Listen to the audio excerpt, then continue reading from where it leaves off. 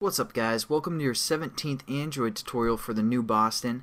And what we're going to do in this tutorial is basically set up some music and set up some sound for our application, because when there's music everything gets crazy. People start dancing, there's a riot in the street, and before you know it you're like, Grandma, put your clothes back on, please. So, man, maybe we shouldn't add sound to our splash activity, but we're going to do it anyways. Basically, before we get started, I want to make sure you guys have a sound or MP3 clip within your RAR folder. Now, you want to use most likely MP3 or .ogg, and again, make sure it's lowercase, otherwise it's going to give you guys problems. So what we're going to do is set up the sound variable, or the sound object for the most part, and run it and play it for the most part.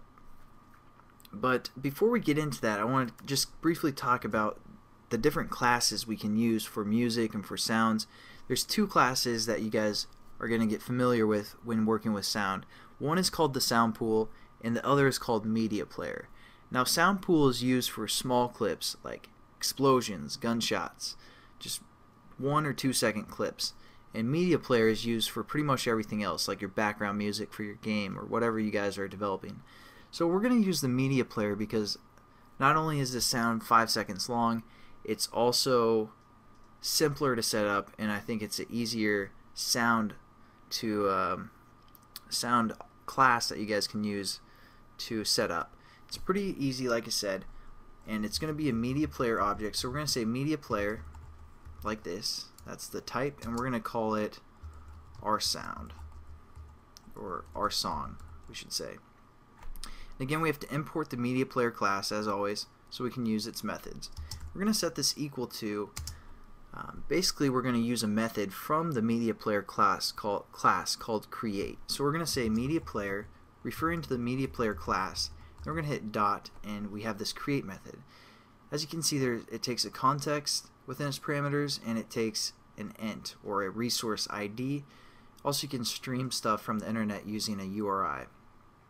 We'll probably get into that later, but here we go. We're going to just click this method, sets it up for us. Now the context, basically we're just going to say this, but we're going to refer to the context of this class for the most part. So we're just going to say our class name splash.this, referring to the context of this splash class. So there you go. We set up our context. Again, this is kind of Java, and we'll get into the definition of what this means later for the most part, but just realize it's the context of the splash class. For ID, we're just going to set this up just like every other ID we do, r.rar.splash sound. Now we have our MediaPlayer variable set up called our song. All we have to do now is do our song, song dot start maybe. Yeah, we can use the method start from the MediaPlayer class. Just click that and hit semicolon to finish, and now our sound's going to start.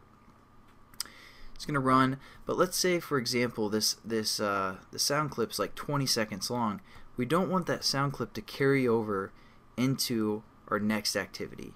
And also, guys, I'm sorry, just before I forget, you want to define this variable and start it below the set content view, just for, good habit.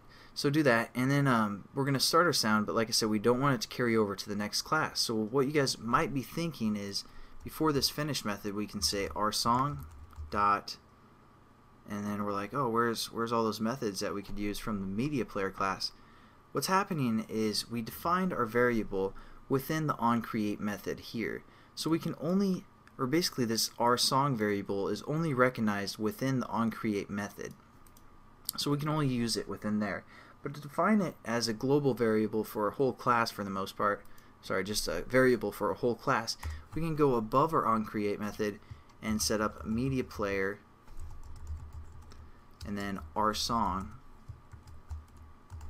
And don't define it or anything, just set up the variable and say, hey, this is going to be a MediaPlayer variable.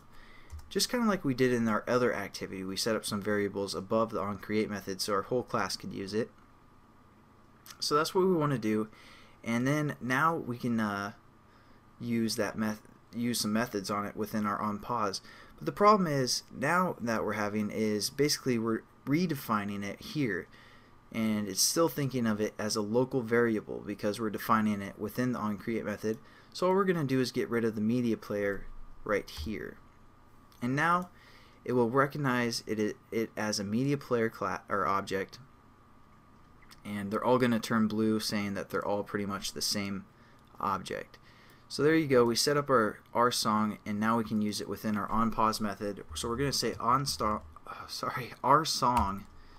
Man, it is getting too late. Shouldn't be doing any tutorials. So we're going to say our song dot and release. Now you guys can always click on some of these other methods and kind of read a little bit about them and get an idea of what they do.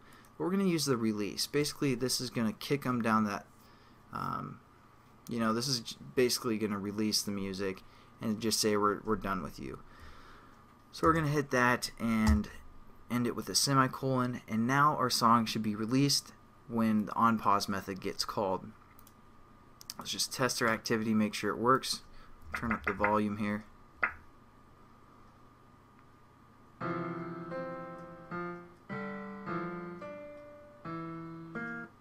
Yeah, I created that. I'm a natural Beethoven. So yeah, it looks like our activity works and we have some sound to it now. Grandma, put your clothes back on. What are you doing? Get out of here. So yeah, it looks like it's working, and I'll catch you guys in the next tutorial. See you later. Peace.